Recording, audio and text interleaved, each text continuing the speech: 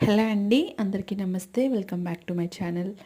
మనం పచ్చళ్ళని చాలా ఇష్టపడుతూ ఉంటాం. ఈ సీజన్లో కాలీఫ్లవర్ పచ్చడి పెట్టుకున్నప్పుడు అది ఒక్కొక్కసారి ఏమవుతుంది అంటే 1 మంత్ దాటంగానే పాడైపోవడము, లేదా ముక్క బాగా మెత్తపడిపోవడము లాంటివి జరుగుతుంది.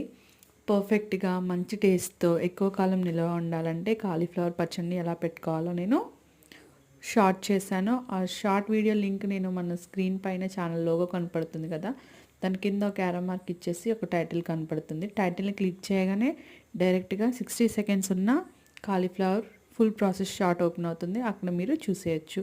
చాలా అంటే చాలా టేస్టీగా ఉంటుంది. అన్నంలో తింటే చాలా అంటే చాలా ఎక్కువ అన్నం తినేస్తాం మనం. నేను ఎగ్ చాట్ కప్స్ కూడా చేశాను.